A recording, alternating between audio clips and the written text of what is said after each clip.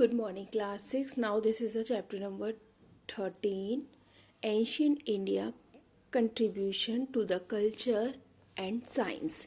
देखिए, ancient India में हमारा जो था यूनिक कंट्रीब्यूशन था साइंस का, लिटरेचर का, आर्ट का, कल्चर का.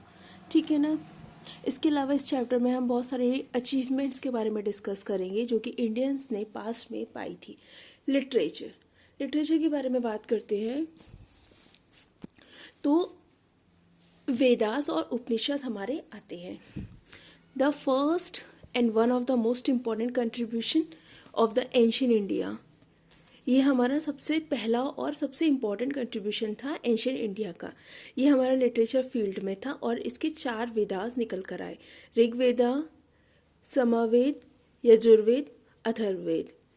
ये जो वेदास है सारे, ये हमें हमारे religious believe, social environment of Aryans के बारे में बताते. ऋग्वेदा हमारा फर्स्ट वेदा था जो कि हर्ट हमारा, जो कि जिसे कि हम हर्ट बोलते थे एंटायर वैदिक नॉलेज का. इसमें 10,552 वर्सेस थे. ठीक है ना. उसके बाद यजुर्वेद जो था, इसमें हमारे हंस थे. ठीक है ना. हंस जो कि ऑब्लेशंस ऑफ सेक्रीफाइसेस और ऑफरिंग से बने हुए थे. इसमें हमारे 2000 वर्सेस थे. समरवेद में हमारे हंस थे जो कि सिंग गाए जाते थे और हमारे कम से कम 2000 वर्सेस इसमें अवेलेबल थे. अथर्ववेद में हमारे 6000 वर्सेस थे, रिचुअल्स थे, राइट्स थे. ठीक है. उसके बाद इसके अंदर हमारे उपनिषद आते हैं जो कि हमारे डीप नॉलेज को कंटेन कर के रखते हैं. इसमें हमारे universe, humanities, ultimate truth, treated, ग्रहण, ये सब हमारा आता है. ये हमारा रिचेस्ट लिटरेचर है संसार का. उपनिषद के अंदर हमारी टीचिंग्स आती हैं. ठीक है ना. जो कि सेलिब्रेट करते हैं टीचर्स को, जो कि अपने चेलों को, डिसिपल्स माना होता है चेलो मतलब टीचर, और उनके चेलों को मतलब जो उनसे पढ़ते हैं उनको चेले बोल दे जाते हैं. ठीक है ना. वो उनको टीचिंग्स देते हैं. इसके अलावा ये एक तरह का फॉर्म भी है जिसमें डायलॉग्स आते हैं, जो डायलॉग्स हमारे टीचर्स और स्टूडेंट्स के बीच में होते हैं. ठीक है ना. ये कम से कम हमारे 100 उपनिषद से ज़्यादा आते हैं. इसके अलावा हमारे 10 प्रिंसिपल्स होते हैं उपनिषद के, जिसके बारे में ये जो है ये सारे वही हैं. आप इसे रीड कर सकते हैं. ठीक है. इसके अलावा जो हमारी सबसे इंडियन इम्पॉर्टेंट फिलॉसफी है वो हमारी बेस्ड है हाई लेवल ऑफ थॉट्स, मतलब जो हमारे थॉट्स हैं उसके ऊपर बेस्ड है. उन थॉट्स के अंदर पढ़ाया गया है उपनिषद को काफ़ी अच्छे तरीके से. इसके अलावा हमारे पुराण्स हैं. पुराण्स में हमारे फैमिलीज, ट्रीज, गॉड्स के बारे में आता है, ऋषिज के बारे में आता है, हमारे रॉयल फैमिलीज के बारे में आता है. ये हमें इंफॉर्मेशन प्रोवाइड करते हैं in the form of the ancient tales, मतलब पुरानी कहानियों के तौर पर. ठीक है ना. और जो जिनका ओरिजिन हुआ है हमारे यूनिवर्स से, और उनके डिटेल डिस्क्रिप्शंस हमारे मिलते हैं हमारी अर्थ पे. 18 पुराण्स, और जो कि काफ़ी ज़्यादा एनरिच है हमारी लिटरेचरी हेरिटेज के थ्रू. ठीक है ना. वो हम यहाँ पे देख सकते हैं.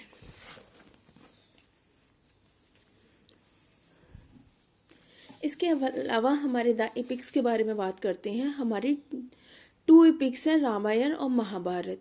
ठीक है ना. ठीक है. 2 हमारे एपिक्स हैं, रामायण और महाभारत. ये हमारी प्राइसलेस लिटरेचर है और ये कंट्रीब्यूट करती है हमारी एंशियंट इंडिया की हिस्ट्री को. जो बुद्धिज्म है, जैनिज्म टेक्स्ट है, वो भी हमारा एक इम्पॉर्टेंट रिलीजन लिटरेचर में आता है. ये भी हमारी एंशियंट इंडिया को डिस्क्राइब करते हैं. द जटाका टेल्स, तो जटाका टेल्स, पंचतंत्र, ये हमारी कुछ कहानियाँ हैं जो इन लोगों ने बोली है हमारी सोसाइटीज़ के लिए, जो कि हमारी सोसाइटीज़ को एक लेसन देती हैं, जो नेचर ऑफ मैन के बारे में बताती हैं कि हमें डिफरेंट सिचुएशन में कैसे रिएक्ट करना चाहिए, डिफरेंट सर्कमस्टांसेस में कैसे रिएक्ट करना चाहिए. ये स्टोरीज़ हमें मॉरल देती हैं, ये स्टोरीज़ हमें लेसन देती हैं कि हमें अपने आने वाली परिस्थितियों में कैसे उन सारी चीज़ों के रिलेवेंट रहना चाहिए. सेकुलर लिटरेचर की अगर हम बात करते हैं तो देखो, famous creative work of writers मतलब काफ़ी ज़्यादा यहाँ पे क्रिएटिव वर्क हुआ करता था। यहाँ पे काफ़ी अच्छे राइटर्स हुआ, कालिदास हुए, शूद्रका हुए, बनभद्र हुए, बसा हुए, ठीक है ना। इन लोगों ने एंशियंट पीरियड की महानता को समझा और उसे काफ़ी ज़्यादा प्रगाढ़ बनाया, ठीक है ना। अर्थशास्त्र हुए, धर्मसूत्र हुए, ठीक है। इन लोगों ने कौटिल्य में एक क्लियर आइडिया दिया था रूल्स के बारे में, रेगुलेशंस के बारे में, इकोनॉमिक्स के बारे में, इकोनॉमी के बारे में, social regulation of the ancient India, मतलब कैसे रेगुलेशंस हमारे होने चाहिए एंशियंट इंडिया के।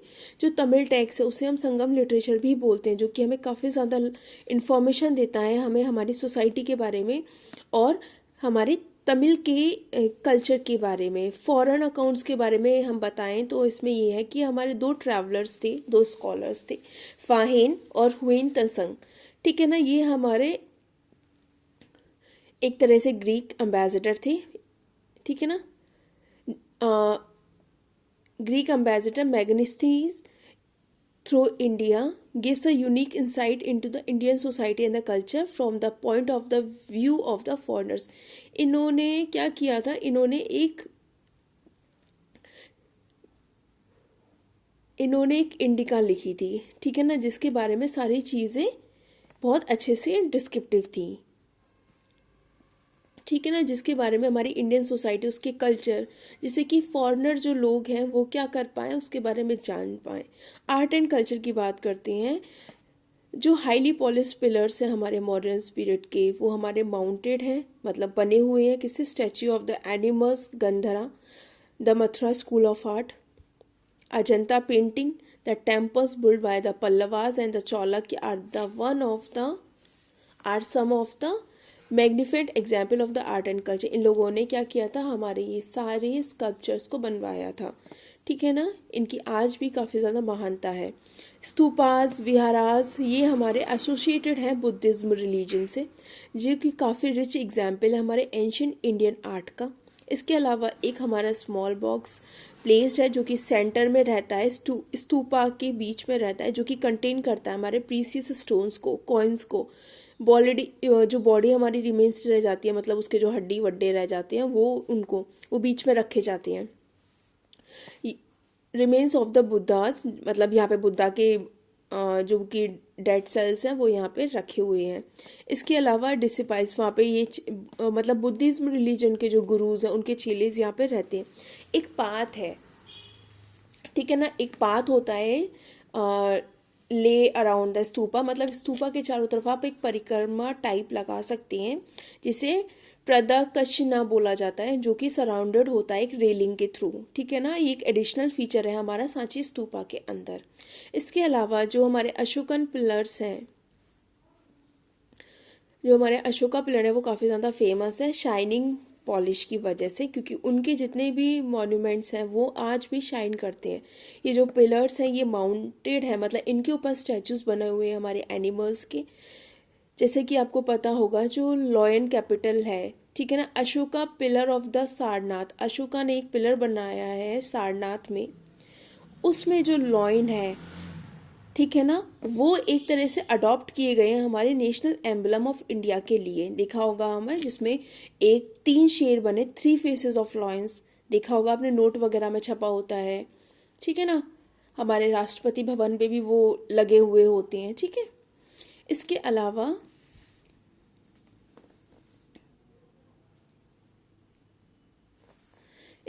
जो हमारे केव टेम्पल्स हैं, जैसे अजंता हुआ या फेमस अजंता पेंटिंग्स हुई, ये हमारे एक मैग्निफिकेंट एग्जाम्पल्स हैं हमारे इंडियन आर्ट हेरिटेज की, ठीक है ना। इनकी जो थीम्स हैं वो हमारी बेस्ड हैं स्टोरीज के ऊपर, टेल्स के ऊपर, जो कि एसोसिएटेड होती हैं